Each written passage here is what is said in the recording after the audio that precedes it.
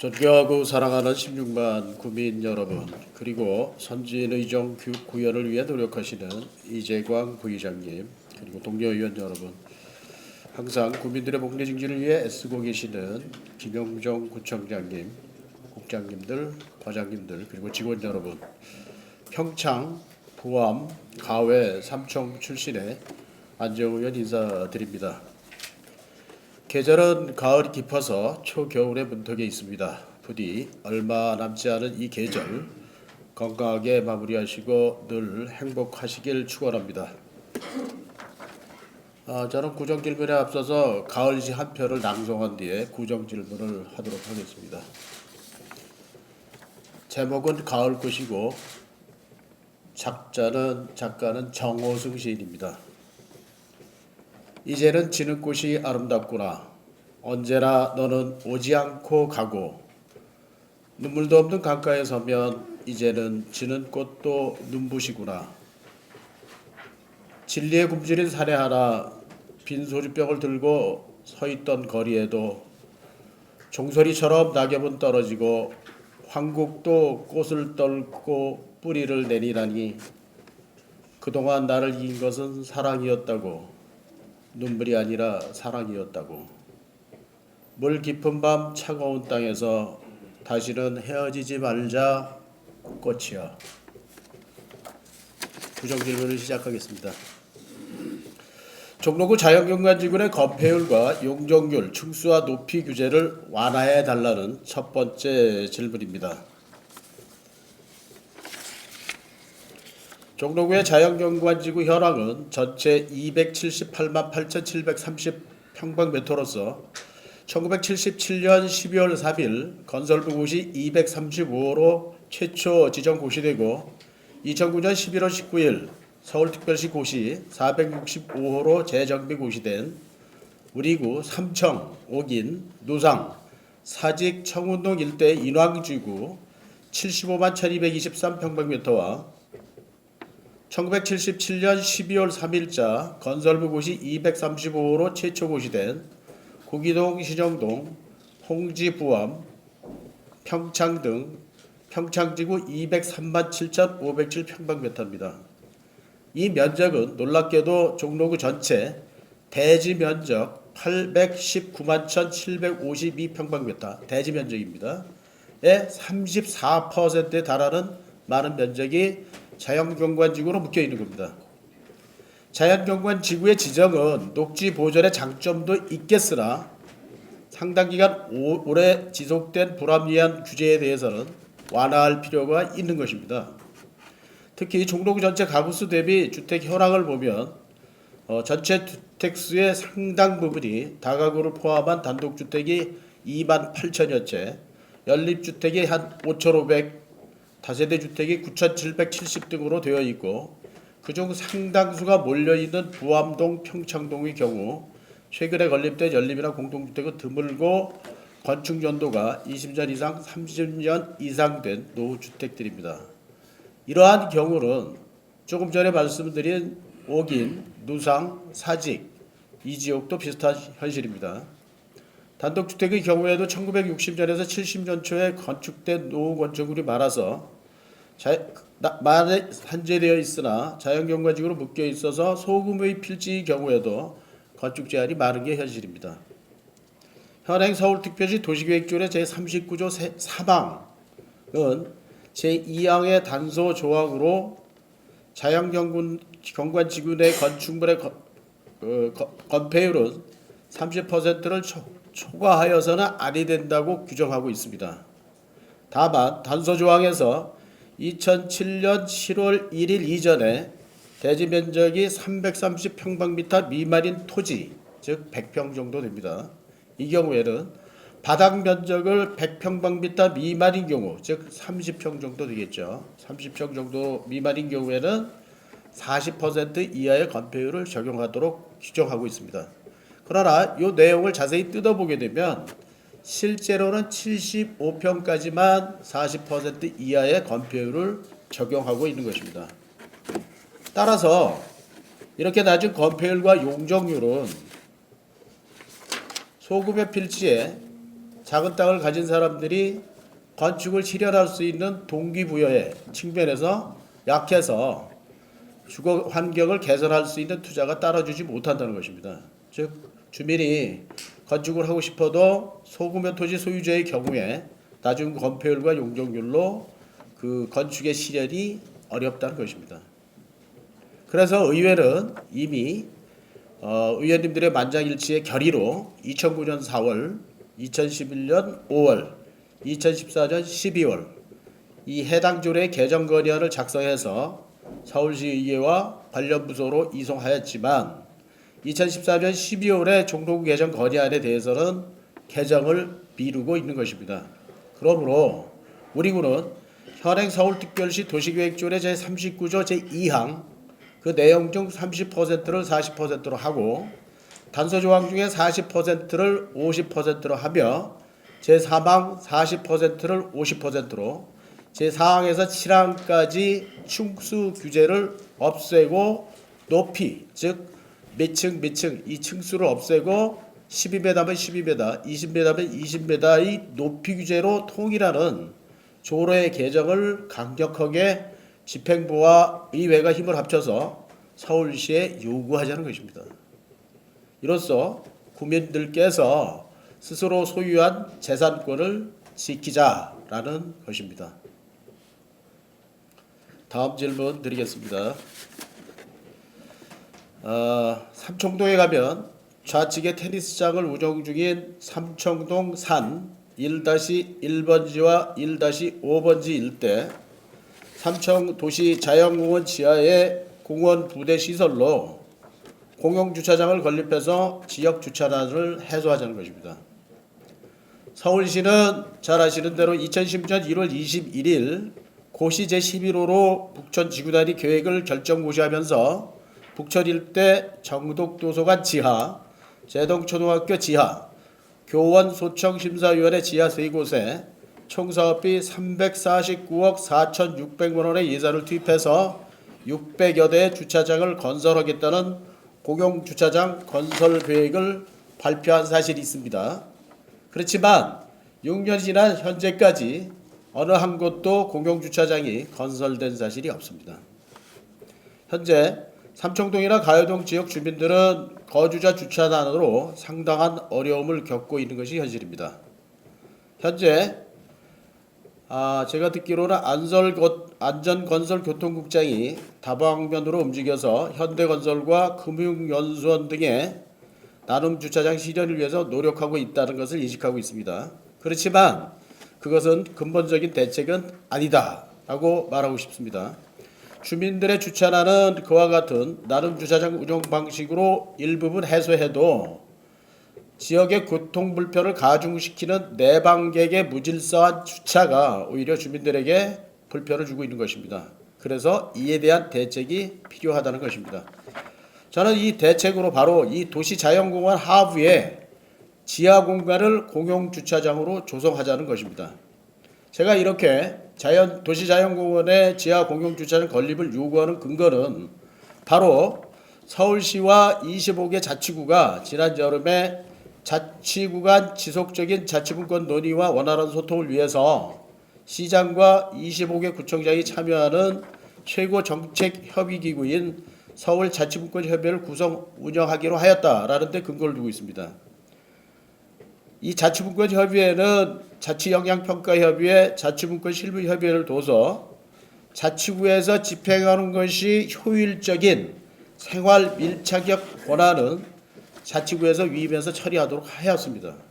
그래서 자치구 권한 확대 요청 중에 중요한 3가지 중에 하나로서 공원 지하 공용주차장 건립 시비 권한을 확대하고 예외 적용에 대한 가이드라인 범위 안에서 3,000평방미터 이하 공원 내 지하 주차장 설치는 시 도시공원의회의 자문을 거쳐서 제한적으로 지하 주차장 건립을 허용하도록 한 근거에 의해서 삼청공원 지하 주차장 건립을 요청하는 것입니다. 세부적인 건립 계획에 대해서는 우리 구와 시가 협의해서 허용되는 범위인 3,000평방미터 즉 약 900평 정도 될 것입니다. 그 규모로 소요되는 예산을 11호 확보해서 공원 부설 주차장의 건립을 추진하자라는 것입니다. 그렇게 해서 이 지역의 내방객과 주민들의 주차 불편을 해소하자는 것입니다. 다음 질문 드리겠습니다. 2011년 6월에, 그러니까 내년이죠. 2016년 6월이니까 내년입니다. 내년 6월에 우리 가회동에 원서공원이 있는데 그 원서공원이 현대건설에서 이관됩니다. 그래서 이 창덕궁 옆 원서공원을 정비해서 지역 주민들의 소중한 문화, 체육, 예술 공간으로 활용하는 방안을 재원의 확보와 함께 마련하고 지금 현재 부대시설로 있는 민방위 교육장, 넓은 공간 이런 부대시설들을 지역 내 주민조합으로 운영하게 하는 방식을 통해서 지역을 활성화할 수 있는 대안을 마련해 시행해 주시라는 것입니다. 그리고 아울러서 원서공원이라는 명칭이 아시는 대로 일제치하에서 이름 지어졌고 원서라는 뜻이 일제가 창경궁에 동식물원을 설치하고 놀이공원을 만든 뒤에 마을의 이름을 창경원의 서쪽이라 하여 조선왕조의 궁궐인 창경궁과 창덕궁을 폄하하고 마을의 이름조차 원서동으로 부른 역사적 사실을 감안해서 원서공원의 이름을 기억하기 좋고 부르기 합당한 이름으로 고치는 것도 검토해 주시기 바랍니다. 다음 질문입니다. 저는 지난 2015년 3월 10일 이미지의 구정 질문에서 마을버스 노선 신설에 대해서 질문한 적이 있습니다. 이에 대한 답변에서 담당국장께서 긍정 검토하겠다고 하셨는데 최근 확인해 보니까 관내마을 버스업체의 참여 의사를 타진하였는데 수요 부족으로 적자가 예상된다.